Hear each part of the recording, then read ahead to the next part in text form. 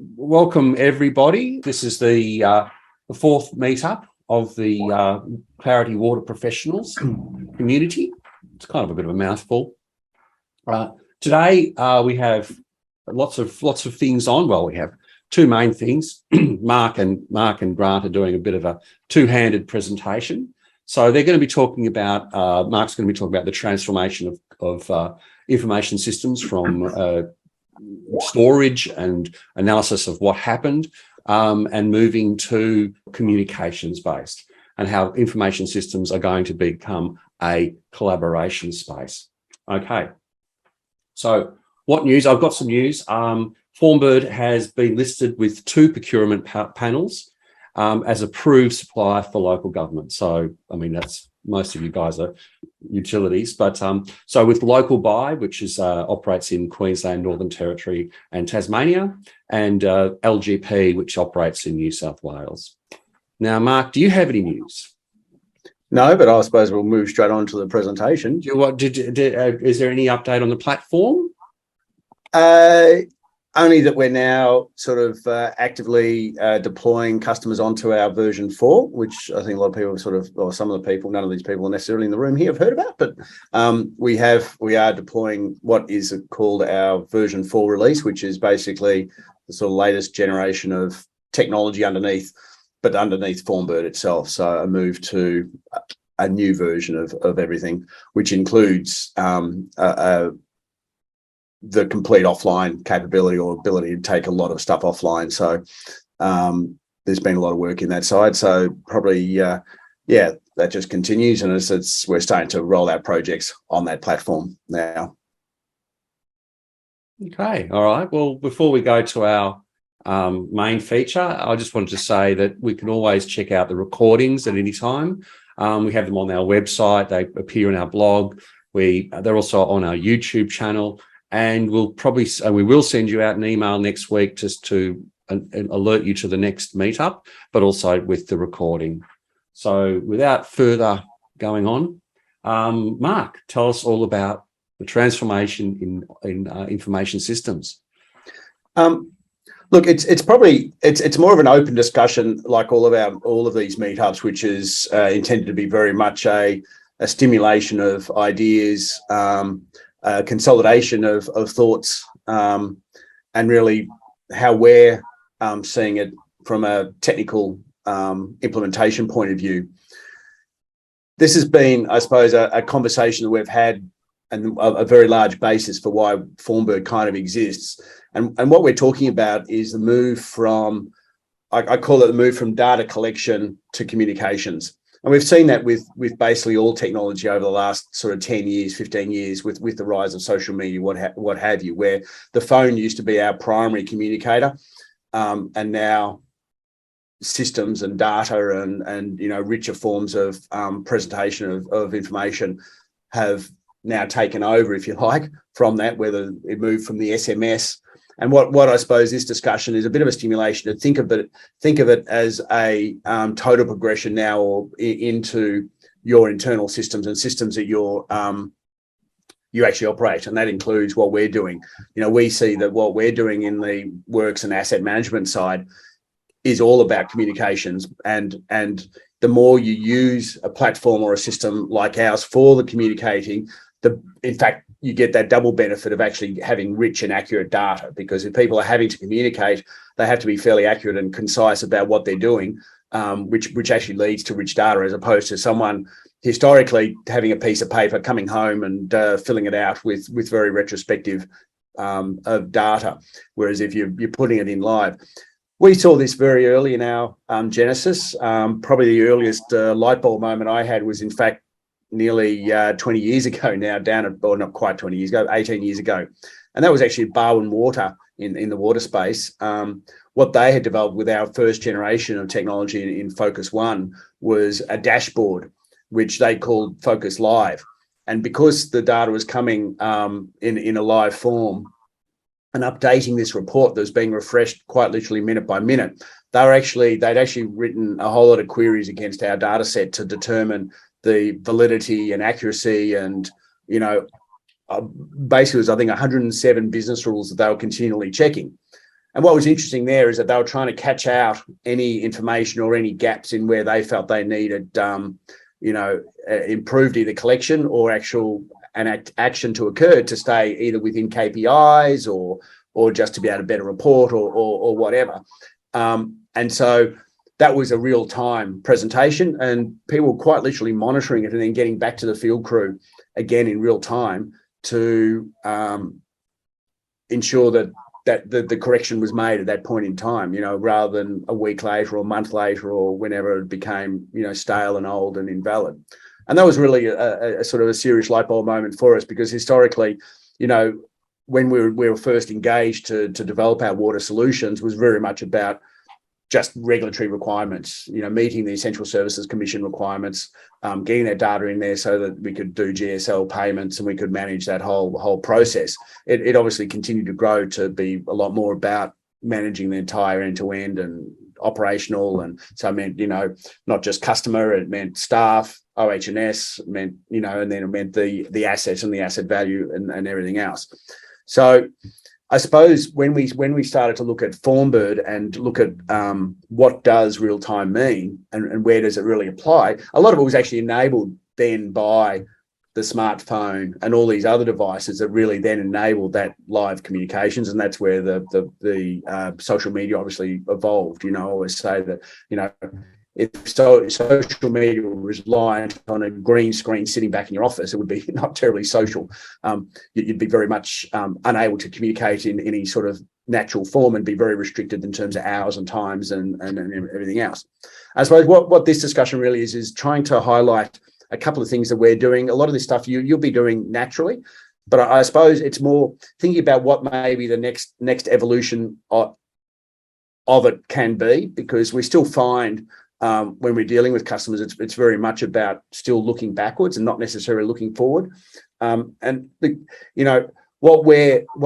we're achieving great outcomes is when people are using the system to make decisions of what's going to happen next, not reporting on how well we've done last month. And that's occurred, in many of our customers, and it's occurred in even our, like I said, Barwon Water. It's, from that initial generation, it was very much there. In recent times, I don't know whether any of you've seen, things like the Bundaberg video. They talk about, Sean and guys talk about the fact the light bulb moment was when their phone stopped ringing. And again, that was a shift from a telephone communications to the system performing all their communications. And, the accuracy of the data and everything else just, obviously goes through the roof when that's the fundamental form of communications. Within the platform, I suppose we've built a whole lot of things that are intended to assist in that real-time nature. There's everything from the responsive progressive design being able to run on anything, so that it doesn't matter what application or whereabouts you're in the app or whatever, it can be running on that phone, it can be running on that tablet, it can be running on the desktop. So it's mobily available everywhere and anywhere, and the entire data set is available everywhere and anywhere. So that's a fundamental requirement, if you like, for real-time communications, because obviously if you can't use it or get access to all of the information, then you're kind of blocked straight away. The second thing is that, and looking at our, with the release and some of the customers and, Lachie there at GW is certainly using it, is the push technology within it, so that, you would have seen it in things like your Google Docs and things like that, where it's all instantaneous. That again can assist with the ability to people being able to reliably see information very quickly.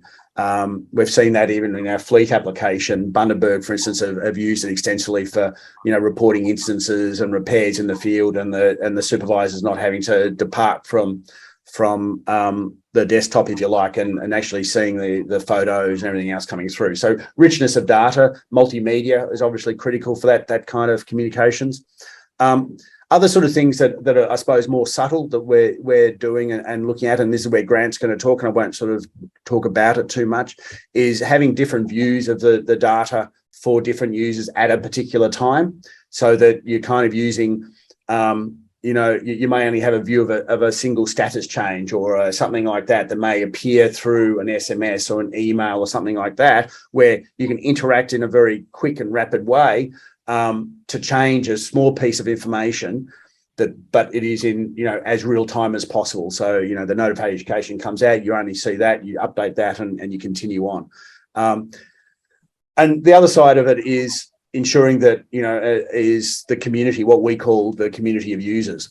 And that's, again, a fundamental part of our architecture is to really provide a complex security network of around the data so that you can really engage not just your internal user base, but a broader audience. And we use that in a lot of the apps. And that's really the ability so that not only your employees and direct reports are using the system, but contractors, suppliers, or anyone else who wants to or should be interacting. And that really then reflects, again, of accuracy of data. It's not going through Chinese whispers or second hands to try and get that data in there. It's actually the user who needs it on real time, interacting with the data in real time. So thinking, again, that your community is not just your employee base, but it's the broader operations, whether they be your customers, your suppliers, your employees, your management, whatever it might be. Everyone who needs the data and is operating with the system and wants to communicate something should have 24/7 real-time access to it and interacting with it. And I suppose it's more, an awareness that really is what we're trying to head towards more. And you'll be seeing, you see a lot of systems today that are really much around that collaboration. I mean, even what we're using here today, using Zoom and what have you, is about that instantaneous, discussion, communications.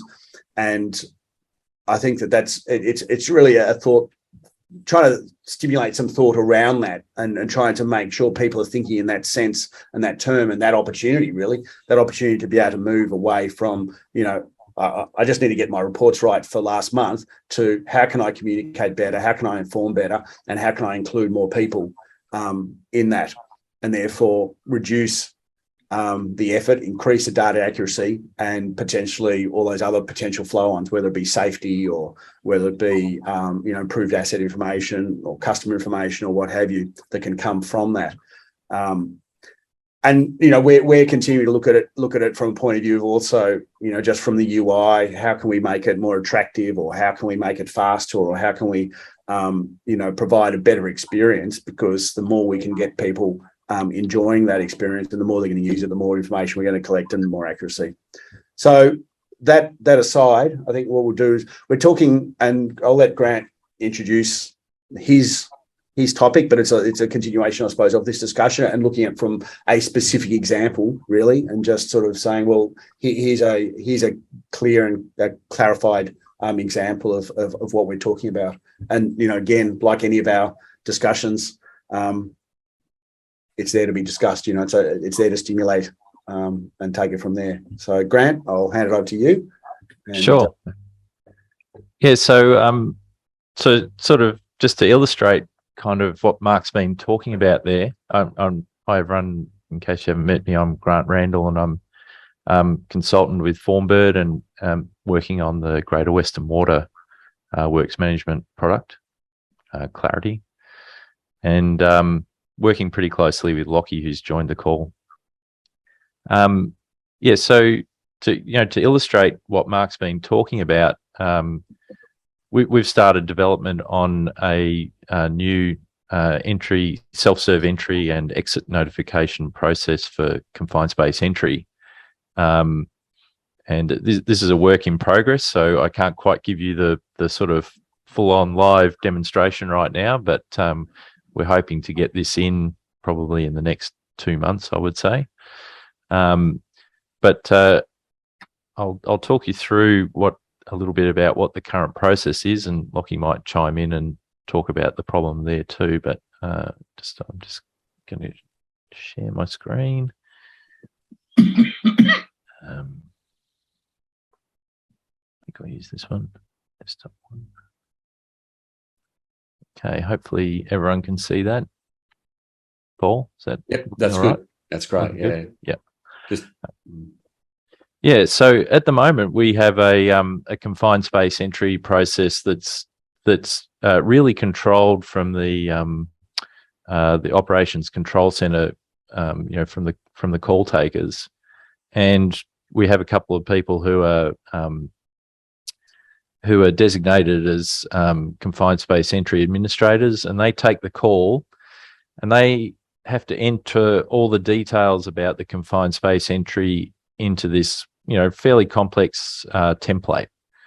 It validates the types of works that are being undertaken. They enter in the duration of the works, and then importantly, there's a whole lot of validation that goes on to make sure that all the people who are going to be responsible and are going to be accessing the confined space actually have current and valid inductions and current and valid confined space entry tickets. And so we only grant access to this to do data entry to a small base of users because of all the training that needs to go behind it to make sure that the right stuff's done and that it's safe for people who are entering. So if I just skip down. Oops. How do I go to my next? Here we go.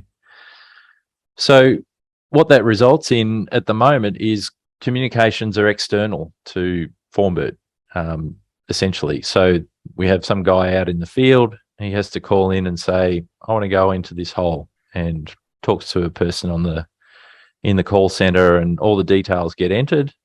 And then likewise, when they exit, they need to call in, wait for someone to answer, and then, provide the details to be entered at the call center. I think this is right, isn't it, Lachie? About 30%?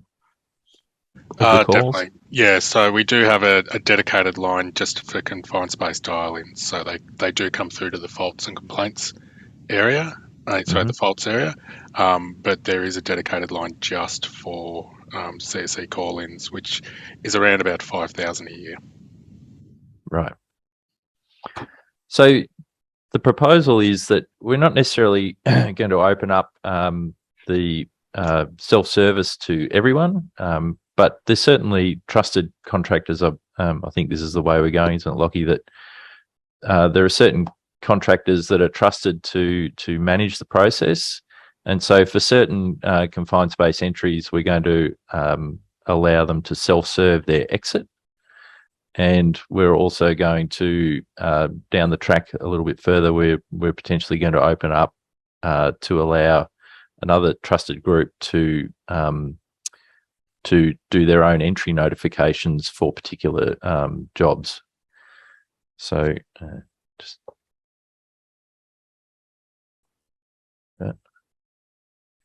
so I guess the other part is that the current really only communication that's going on out to the rest of the organisation is we have this critical dash, or people who are able to log into the system with the user access are able to go in and look at the confined space entry action itself.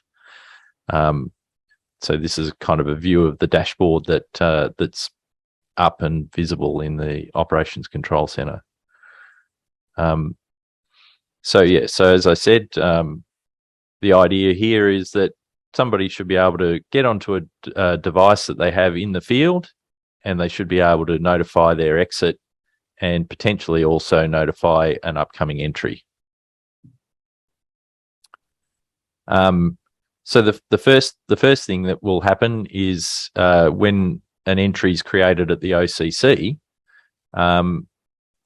if this is in the case where we're going to have just exit notification enabled, an SMS is going to be sent out automatically by the system. It's going to provide a link to the action, and that can be sent out to auditors or other responsible people in the organisation. And then another link will be sent out with a different link that will allow the person who's responsible, the site contact, to log in and get a bespoke view of the exit notification fields that need to be entered. So, one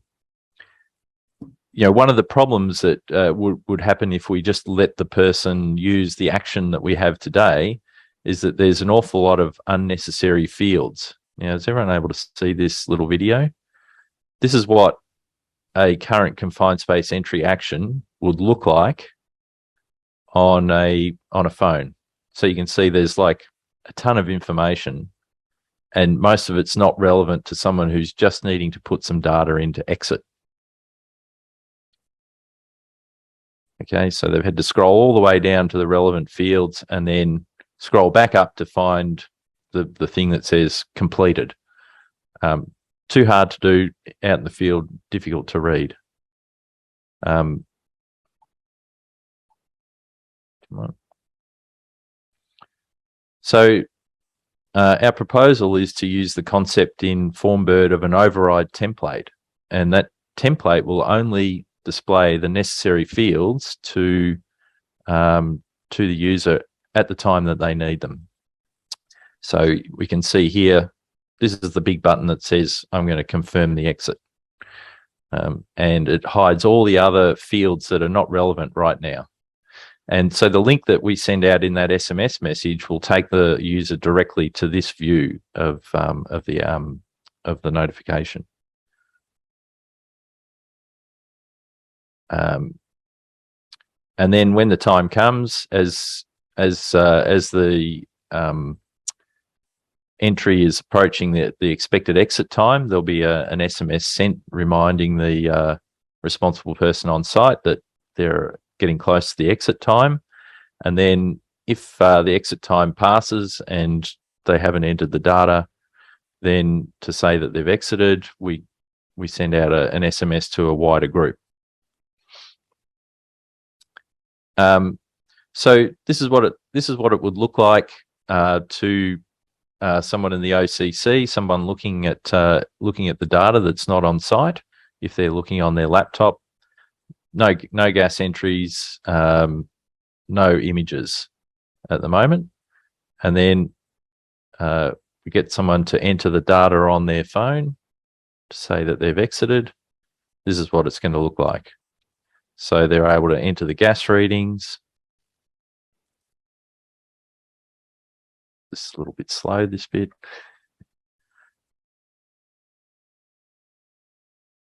But you can see that the fields they needed to enter were immediately available. And then coming up is something that Mark always demonstrates whenever he's demonstrating the platform to people, but possibly you don't see the connection with how you do your work. He always likes to show this demo of taking photos of the people in the room and it popping straight up on the screen.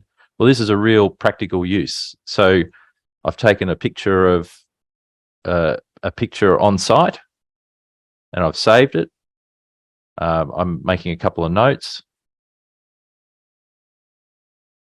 And then after I do that, we save the exit.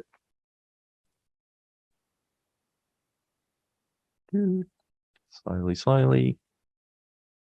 We hit the button, it saves. And then the power of the immediate push the push out to the system is that those photos are available to everyone immediately. Just like when you make a post on Facebook, it's immediately available to your friends. This is kind of the social media of enterprise, if you like. And I think I think that's pretty cool. That's something we can't even do right now because we don't provide access to this specialised template for the people in the field, because we have all these security requirements or OH&S requirements around validating tickets. But this approach allows us to give access to someone to post the photos straight away, and gives them that real-time access. So that was my little demonstration, and then also we, as the messages go out, the data is immediately available there, so that the OCC can see who's received messages about this confined space entry, and we have the status of whether it was sent and received. So I think a demonstration of how we can integrate the actual communications around some of our works management, rather than just collecting the data for use later on. we're actually communicating with the tool and getting much richer information, like Mark said, photographs and notes available immediately. So I don't know if anyone had any questions there.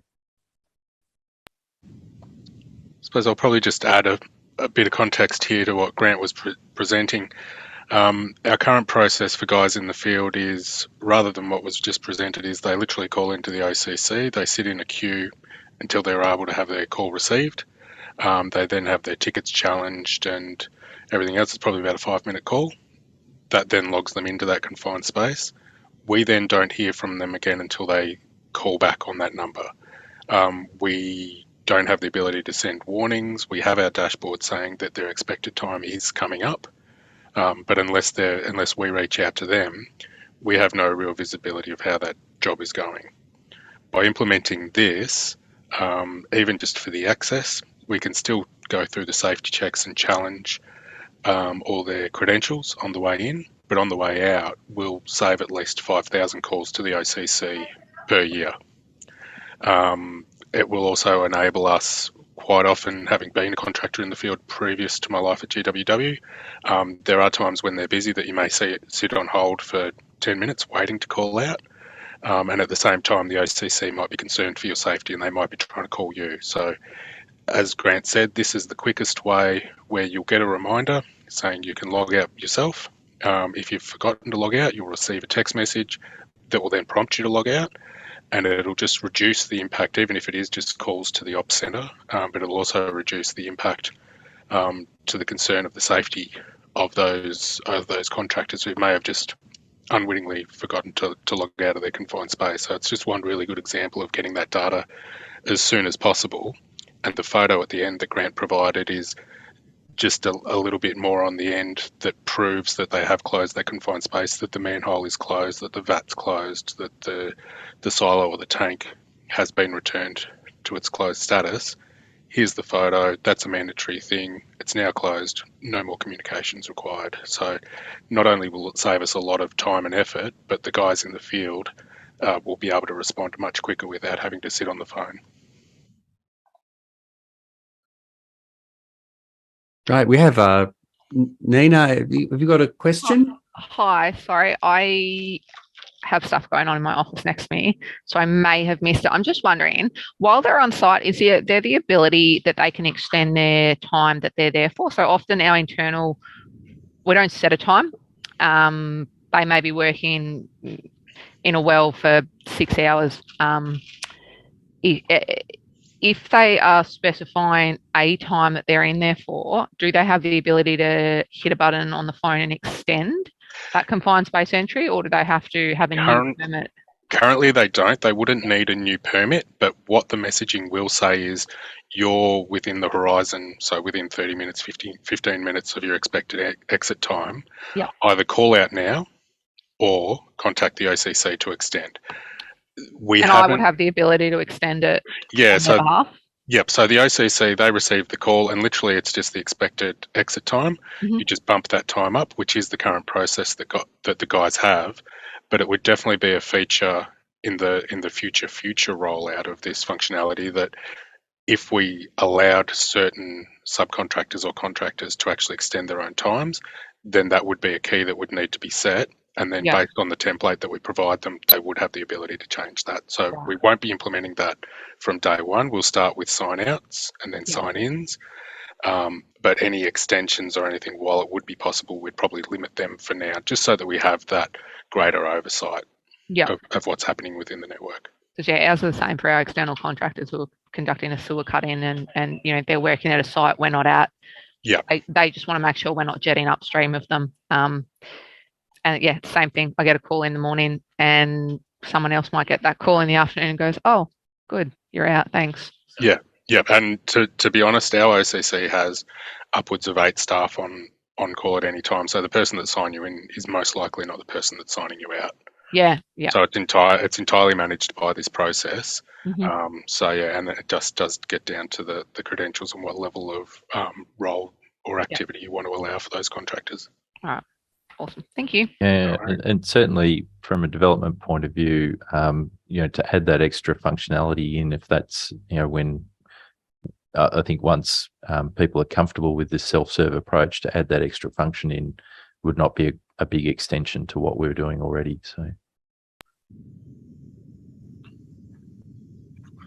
All right, Mark, do you have any closing statements or want to invite people to comment? No, look, if there's any other questions or thoughts around this sort of topic, obviously, open. And that's probably. Yeah, I think, I think there's an opportunity when you're looking at, possible implementations of Clarity to think about all those things. How can we provide a really specialised view at the right time in the right place to people, and also what productivity gains can you make from these sorts of things, so that the communication is faster and doesn't involve sitting on phones. There's so many opportunities there. This is just one. Yeah. Well, great. Well, shall we wrap up there? I think we should. We've done a record speed time, I think. That's good. Everyone knows if we keep things brief, then they'll be back next time. So next time will be in 3 months' time. So I'll send out an email advising of that date next week sometime, and also with the recording of this one. And of course, all the other recordings are up there, and we timestamp the recording. So if there's something you missed or something that you want to jump to, it's very easy just to look at the description in the YouTube video and just jump to get rid of the boring bit. Get rid of me. Get rid of me. Okay. Thanks, everyone. Thanks for coming. Okay. Bye. Thanks, guys.